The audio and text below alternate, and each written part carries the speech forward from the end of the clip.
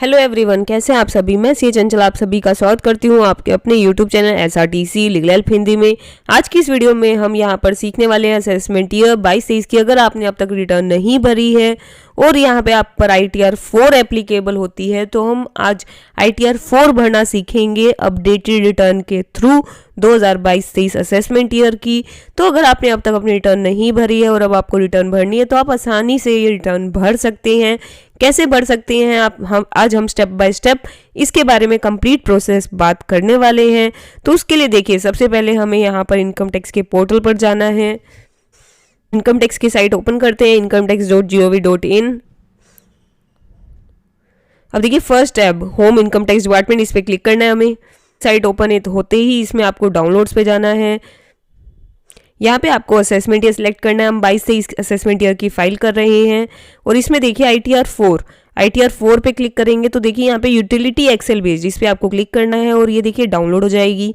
ये zip file है, इसे पहले आप अपने फोल्डर सेव कर लीजिए कंप्यूटर में, फिर इसे आपको अनजिप करना है। वैसे बोल देंगे वही 6 नंबर की जिप फाइल पे आपको राइट क्लिक करना है। एक्सट्रैक्ट का ऑप्शन मिलेगा, आपको एक्सट्रैक्ट ऑल करना है। एक्सट्रैक्ट। अब देखिए यहाँ पर एक्सट्रैक्ट होने के बाद इस एक्सेल फाइल को हम ओपन कर लेते हैं अपने पास। ओके। अब देखिए इंपोर्ट प्रीफिल, ये इंपोर्ट प्रीफिल के लिए कह रहे हैं। इससे क्या होता है, आपकी जो बेसिक डिटेल्स होती है ना वो ऑटो फिल हो जाती है, जो कि काफ़ी आसान रहता है आपके लिए फाइलिंग करने में। तो इसके लिए हमें इनकम टैक्स के पोर्टल पर जाना है। यहाँ पे आप अपना अकाउंट लॉगिन कर लीजिए। अब ये अकाउंट लॉगिन होने के बाद आपको ई फाइल इनकम टैक्स रिटर्न में जाना है। डाउनलोड प्रीफिल डाटा पे आपको क्लिक करना है। यहाँ पे आपको असेसमेंट ईयर सेलेक्ट करना है 22-23, देन डाउनलोड करना है आपको। अब देखिए आपके जो प्रीफिल की JSON है ये डाउनलोड हो गई है। अब आपको सिंपली देखिए एक्सेल में इंपोर्ट प्रीफिल करना है और उसका पाथ आपको यहाँ पे सिलेक्ट करना है। इंपोर्ट किया तो देखिए बेसिक जो डाटा है आपका सारा का सारा प्रीफिल हो रहा है, जिससे काफ़ी ज़्यादा ईजी हो जाती है फाइलिंग। बट ये डिटेल एक बार आप वेरीफाई ज़रूर कर लीजिएगा, कहीं कोई मिस्टेक ना हुई हो। इंपोर्ट प्रीफिल में डिटेल्स फिल करनी है, जो भी रेड मार्क डिटेल्स है वो कंपलसरी होता है फिल करना। तो देखिए यहाँ पर नेचर ऑफ एम्प्लॉयमेंट से स्टार्ट करते हैं हम। अगर आपकी सैलरी से इनकम है तो उसके अकॉर्डिंग आप यहाँ पे डाल दीजिए जिससे भी आप सैलरी रिसीव कर रही हैं। अगर आपका प्राइवेट है तो यहाँ पर आपको अदर्स में डालना होता है, और अगर आप पर सैलरी यहाँ पर रिसीव नहीं हो रही तो नोट एप्लीकेबल पर क्लिक कर लेते हैं हम सिंपली। फाइल्ड अंडर सेक्शन, अब देखिए सेक्शन सेलेक्ट करना है हमें, 139(8)A यहाँ पर सिलेक्ट होगा। अब देखिए नेक्स्ट, यहाँ पर हमने रिटर्न पहले नहीं भरी हुई तो यहाँ पर रिसिट नंबर और डेट ऑफ फाइलिंग नहीं आएगा। अब आगे आपसे नेक्स्ट क्वेश्चन पूछा हुआ है, देखिए लास्ट ईयर जो आपने रिटर्न भरी थी वो ओल्ड में भरी थी या फिर न्यू में। तो यहाँ पर मेरा क्लाइंट न्यू में ही भर रहा है तो सिंपली यहाँ पे आपको नो करना है, यहाँ पे यस। सिमिलरली देखिए अब इस बार जो अब आप ये रिटर्न भर रहे हैं इसमें आप न्यू में भर रहे हैं या फिर ओल्ड में, तो मेरे क्लाइंट को ओल्ड में ही भरना है तो नोट ऑप्टिंग पे हम क्लिक करेंगे, देन यस हो जाएगा इसमें। अब देखिए नेक्स्ट यहाँ पर हम नीचे आते हैं, हमें क्या डिटेल फिल करनी है। देखिए रिप्रेजेंटेटिव SSC में नो हो जाएगा। अगर आपकी सैलरी से इनकम है तो यहाँ पे आप डिटेल फिल कर दीजिए। सैलरी एज पर सेक्शन 17(1), परक्विजिट्स हैं, profit in lieu of salary है, वो डिटेल्स आप यहाँ पे फिल कर दीजिए। अब अलाउंसेस देखिए, चाहे आपकी सैलरी से इनकम हो या नहीं हो, और उसमें भी चाहे अलाउंसेस हो या नहीं हो, यहाँ पे एक्चुअली एक्सेल में इशू शो करता है। अगर आप ये डिटेल फिल नहीं करते हैं तो यहाँ पे आप कुछ भी सिलेक्ट करके 0 ज़रूर फिल कर दीजिएगा, वरना आपको एक्सेल में JSON जनरेट करने में इशू आएगा लास्ट में। अब आगे देखते हैं नेक्स्ट। देखिए अगर स्टैंडर्ड डिडक्शन ये ऑटो फिल कर लेगा अगर आप यहाँ पे सैलरी की इनकम डालते तो। ऐसे देखिए प्रोफेशनल टैक्स, अगर प्रोफेशनल टैक्स आपको यहाँ पे मिल रहा है तो वो यहाँ पे आप फिल कर दीजिए। टाइप ऑफ हाउस प्रॉपर्टी, अब देखिए हाउस प्रॉपर्टी से अगर आपको इनकम वगैरह मिल रही है और जो भी आपका हाउस प्रॉपर्टी का टाइप है वो यहाँ पे आप अकॉर्डिंगली फिल कर दीजिए। और अगर आपने कोई भी हाउस लोन लिया हुआ है उस पर आप इंटरेस्ट पे कर रहे हैं तो वो भी फिगर आपको यहाँ पे डालनी होती है। अब देखिए नेक्स्ट, अगर हाउस प्रॉपर्टी से इनकम है तो यहाँ डाल दीजिएगा। अदरवाइज देखिए अगर आपकी अदर सोर्सेज की इनकम है लाइक सेविंग बैंक से इंटरेस्ट तो होगा ही होगा आपका, तो वो यहाँ पे आपको ज़रूर डालना है, सेविंग बैंक का जो भी आपका इंटरेस्ट बन रहा है। सिमिलरली देखिए अगर अदर कोई इनकम है वो भी यहाँ पे आप डाल सकते हैं। अब देखिए बस यहाँ पे आपको डिडक्शंस की डिटेल डालनी है, जो भी आपको डिडक्शन मिल रही है। 80C में आपकी कोई भी डिडक्शन है, 80D में जो भी यहाँ पे आपको डिडक्शन मिल रही है उसके अकॉर्डिंग आप डिटेल फिल कर दीजिए। अब देखिए जो आपने ऊपर इंटरेस्ट फ्रॉम सेविंग बैंक की अमाउंट दिखाई है वो 80AA में एग्जम्प्ट होता है, तो वो फिगर आप यहाँ पे फिल कर दीजिएगा। नेक्स्ट देखिए यहाँ पे आपको कुछ भी और फिल करने की जरूरत नहीं है। अब आपको इस शीट को वैलिडेट करना है। एक्सेल में देखिए जब आप फिल कर रहे हैं तो आपको हर एक शीट को साथ साथ वैलिडेट जरूर करना है, ताकि कहीं कुछ भी रह जाए तो आपको पता चल जाए साथ साथ कि कुछ रह तो नहीं गया। जनरल तो देखिए इसमें भी आपकी कुछ बेसिक डिटेल ऑटो फिल कर ली गई हैं। तो अब यहाँ पे हम देखिए डिटेल्स को चेक करते हैं और फिल करते हैं। देखिए अब वेदर रिटर्न प्रीवियसली फाइल्ड, तो मेरे क्लाइंट की प्रीवियसली फाइल्ड नहीं है, तो यहाँ पे आपको नो करना है।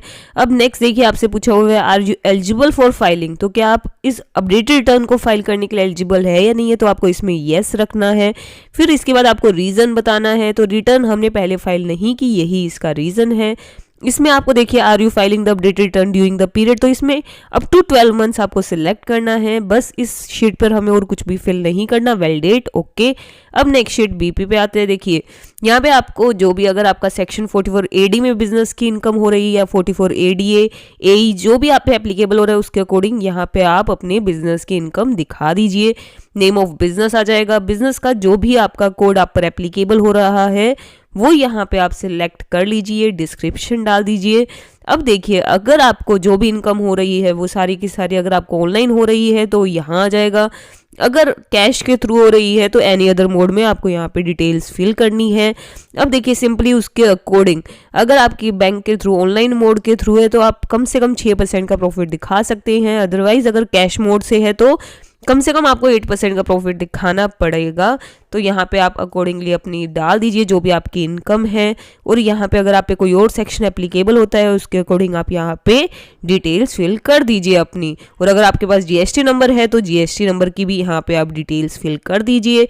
अब देखिए यहाँ पे आपको फाइनेंशियल फिगर्स डालना ज़रूरी होता है। जो भी आपने ऊपर बिजनेस दिखाया है उससे रिलेटेड आपको यहाँ पे फाइनेंशियल पर्टिकुलर्स फिल करने हैं, देन शीट को वैलिडेट करना है। अब देखिए नेक्स्ट शीट टीडीएस, यहाँ पे हम ओके कर लेते हैं। अब देखिए टीडीएस से अगर आपकी कोई भी यहाँ पर डिटेल्स हैं वो यहाँ पे आप फिल कर दीजिए। अदरवाइज शीट को सिंपली वैलिडेट करना है हमें। नेक्स्ट शीट पे मूव करते हैं आईटी। अब ये देखिए यहाँ पर अगर आपने कोई भी सेल्फ असेसमेंट टैक्स या एडवांस टैक्स पे किया है उसकी डिटेल आएंगी। बट देखिए यहाँ पे जो आप लेट फीस पे करेंगे, जो भी यहाँ पे आप टैक्स पे करेंगे 139(8)A की वजह से, मतलब अपडेटेड रिटर्न की वजह से, वो यहाँ पे आप नहीं दिखा सकते, वो आप ध्यान रखिएगा। तो इसे हम यहाँ पे सिंपली वैलिडेट कर रहे हैं। ऐसे देखिए टीसीएस, ओके, वैलिडेट करते हैं इसे भी हम। Part B ATI. अब देखिए यहाँ पे आपका जो भी आपने पहले इनकम वगैरह दिखाई है, सैलरी, हाउस प्रॉपर्टी, बिजनेस, उसकी समरी शो करता है ये। और जो भी आप पे लेट फीस वगैरह बन रही है, टैक्स की लायबिलिटी, वो यहाँ शो हो जाती है। तो देखिए अभी यहाँ पे लेट फीस शो क्यों नहीं कर रहा, क्योंकि हमें कैलकुलेट टैक्स पे क्लिक करना होता है। पहले हम सारी शीट्स को फिल कर लेते हैं, उसके बाद कैलकुलेट टैक्स पे क्लिक करेंगे। और देखिए इंपॉर्टेंट यहाँ पर ये है कि जो भी आपने यहाँ पे अपडेटेड रिटर्न पे टैक्स की पेमेंट की है ना, वो सारी आपको यहाँ डालनी होती है। ये बात आपको हमेशा ध्यान रखनी है। तो जो लेट फीस की पेमेंट है वो यहाँ पे आपको डालनी है। देन यहाँ पे आपको और कुछ फिल करने की जरूरत नहीं है, आपको सिंपली वैलिडेट करना है इस शीट को। इसमें आपको देखो आपको बैंक अकाउंट की डिटेल्स डालनी होती है। अगर आपने ऑनलाइन डली हुई है तो ऑटो फिल करने पे बैंक अकाउंट की डिटेल ऑटो यहाँ पे पिक हो जाती है। प्लस हमें यहाँ पे वेरिफिकेशन की डिटेल फिल करनी है। अकाउंट की डिटेल ऑटो फिल हो गई है, बट यहाँ पे आपको चेक बॉक्स पे टिक जरूर करना है। रिफंड के लिए आपको अकाउंट सेलेक्ट करना है। ये डिटेल आप यहाँ पे चेक जरूर कर लीजिएगा। और प्लेस, यहाँ पे आप प्लेस फिल कर दीजिए। देन इस शीट को हम यहाँ पे वैलिडेट कर लेते हैं हमारे पास। अब नेक्स्ट शीट पे मूव करते हैं एटीडी। अब देखिए यहाँ पे चाहे आप क्लेम कर सेक्शन एटीडी, अगर आप क्लेम कर रहे हैं तो उसके अकॉर्डिंग आप डिटेल फिल कर दीजिए। अदरवाइज यहाँ पे note claiming for self and family and note claiming for parents, आपको ये सिलेक्ट करना है। देन शीट को वैलिडेट करना है। अब लास्ट शीट पे चलते हैं एटीजी। एटीजी से आपकी यहाँ पे कोई डिडक्शंस हैं डोनेशन वगैरह की तो आप डाल दीजिए, वरना वैलिडेट कर लेते हैं। आप देखिए अब बचता क्या है, सिर्फ कैलकुलेट करना टैक्स को। तो उसके लिए पहली शीट पर आपको जाना है। यहाँ पे कैलकुलेट टैक्स का ऑप्शन है, इस पर क्लिक करते हैं। अब देखिए जो पार्ट बी एटीआई है, यहाँ पर हमारी पार्ट बी एटीआई हमारी लेट फीस की पेमेंट शो हो रही है। तो कैलकुलेट टैक्स करते ही यहाँ पे आपको शो करने लग जाएगा। और पेमेंट की डिटेल हमने यहाँ पे ऑलरेडी डाल दी है, तो ये जीरो हो गई हमारी टैक्स की लायबिलिटी। तो देखिए सिंपल सी प्रोसेस और हमारी रिटर्न तैयार हो चुकी है। अब जस्ट हमें जनरेट जेएसओएन करना है। तो इस शीट पे देखिए जनरेट जेएसओएन नहीं हो पाता, पता नहीं इस एक्सेल में इश्यू है। तो आपको simple income detail first sheet पे जाना है, यहाँ पर आपको जनरेट जेएसओएन करना है। यहाँ पर अब देखिए जनरेट जेएसवन पे क्लिक करते ही यहाँ पे जेएसवन जनरेट हो गई है, और वो कहाँ सेव हो गई है, वो जहाँ पर आपने एक्सेल शीट सेव की होती है वहीं पर ये जेएसवन सेव हो जाती है हमारे पास। ओके कर लेते हैं हम, भी सेव हो गई है जहाँ पे हमारी एक्सेल थी। तो अब आपको ऑनलाइन इनकम टैक्स के पोर्टल पर जाना है, फाइल में income tax return, file income tax return पे आते हैं। यहाँ पे आपको असेसमेंट ईयर सिलेक्ट करना है 22 से इस फाइलिंग टाइप देखिए यहाँ पे अपडेट रिटर्न भर रहे हैं हम। यहाँ पे आपको नो करना है ऑडिटिंग में, फिर आईटीआर का टाइप आईटीआर 4 सिलेक्ट करना है, प्रोसीड, कंफर्म। अब यहाँ पे आपको जेएसवन अटैच करनी है वो, फिर वैलिडेट होने के बाद सिंपली हमें प्रोसीड करना है और वेरिफिकेशन करनी है। वैलिडेट के बाद हम यहाँ पे वेरिफिकेशन कर देंगे और यहाँ पे हमारी रिटर्न सबमिट हो जाएगी। तो इस सिंपल प्रोसेस से आप अपनी रिटर्न भर सकते हैं।